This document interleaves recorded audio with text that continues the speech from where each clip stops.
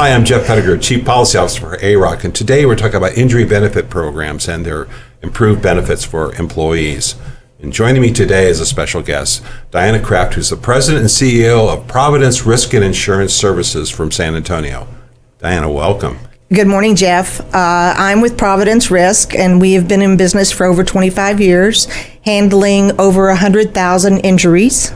We have a staff of about 110. We have focused strictly with employers that chose not to purchase workers' compensation and implement injury benefit plans. Some small, some large, but all over the state. All over the state. Only in Texas. So today we're talking about improved benefits, and one of those components is continuation of wages. Tell me how that works. Most of our injury benefit plans have pay from the first day, and they pay anywhere from 85 to 100% of lost wages. So there's no 7-day waiting period? No waiting period. Or 70% of pay? Yeah. Okay. No, it's 100%, 85 to 100% from the very first day. Are there weekly caps to that? No, the majority of my clients do not have a weekly cap. So there are a lot of good things I've heard. Tell me about some of the other features of the program that are beneficial to the employees. One of the nicest things about my job is that all I have to do is use common sense. What would I do if I was in that situation? And we were able to assist these employees with common courtesy items that are not part of the benefit plan itself, but are added benefits that are not written into the document. The employer has the right and the responsibility to take care of that employee. We had a serious overturned gasoline truck where a young man was seriously burned. So it was early evening. He had just loaded his truck with fuel, and he felt something bite his leg, and he reaches down to scratch it, and he was distracted. And you can imagine, huge gasoline truck full of fuel, and so when you reach down, he pulls the wheel, and he's trying to overcompensate to get the vehicle back on the road. That ultimately resulted in the tanker overturning and catching fire. And we knew from early medical information that his chances of survival were very slim. He was from the West Texas area, and his family, I contacted his family as soon as I learned of the accident when the employer notified me, and we were able to send them to a local convenience store in order to get gas, in order to travel to Lubbock, Texas, where he was taken by air flight, and provide them with food, and we're arranged for food. All of this was authorized by the employer because they didn't have the money to sustain themselves while he was in the hospital. So you did what was right, a very compassionate response. But they reacted, my employer reacted immediately and told me to do whatever is necessary to take care of this family. The employer also provided me with the name of the long-haul trucking company that his father worked for. And at 4 o'clock in the morning, we were able to get in touch with that employer and ask them to please take him to the nearest terminal and put him on an airplane. So he could be there. So he could be there with his son. Unfortunately, it was West Texas, not a lot of flights.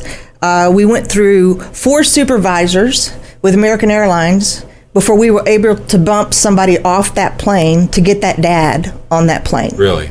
So we had the mom, the brothers, and the sisters, and the dad there at the hospital. And he arrived about 15 minutes prior to his son passing.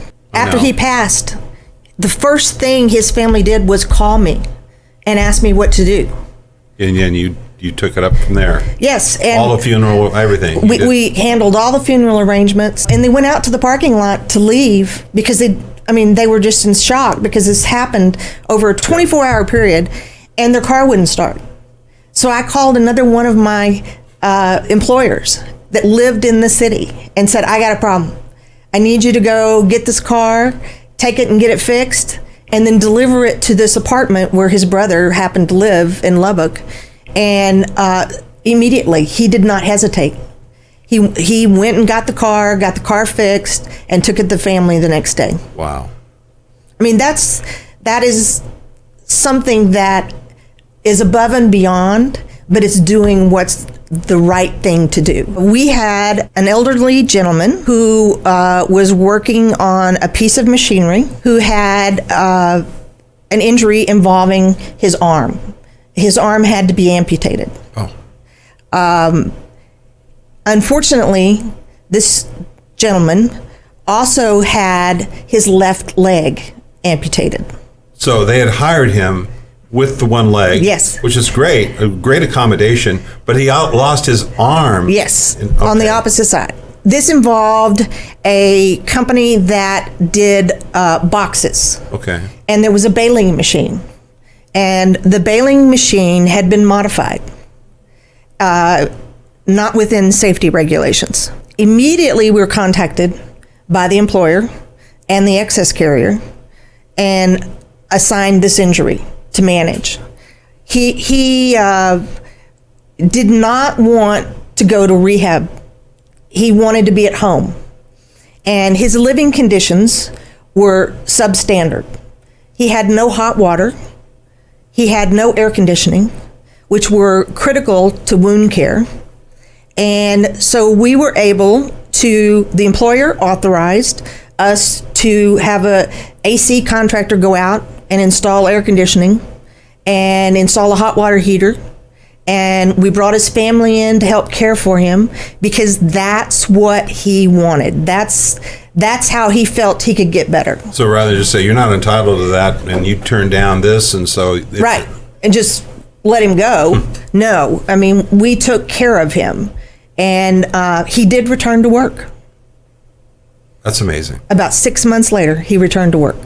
Wow. And so they accommodated him now, in follow-up to that story, with one arm and one leg. Yes, yes. It's a wonderful story. I mean, but he was a very, hardworking individual, and all he cared about was having his family and being at home. So this was not a focus about impairment or disability. No. It's about making this gentleman better and improving his living conditions and getting him back to his old job. Doing the right thing. Well, kind of interesting part of this is you have unlimited liability. Yes. And you mentioned that with respect to the nature of the injury. But because of your compassion, your responsiveness to this, you were able to have a happy ending because he's back to work, he's well, and you didn't have to face a big multi-million-dollar lawsuit Right. or protracted litigation for 10 Absolutely. years. We paid 100% of his medical. We paid his loss of wages for the entire time until he was able to return to work. There was a dismemberment benefit that was paid. And then in addition to that, for future wage earnings and pain and suffering, there was an additional settlement amount. And that's on top of what you did at the home and so forth, Yes, make modifications absolutely. for him. And but how often do you see a settlement and the employee return to work? That's very rare. Right. Thank you for joining us today, Diana. You're welcome. And thank you for viewing this Innovation Series video from ARAWC.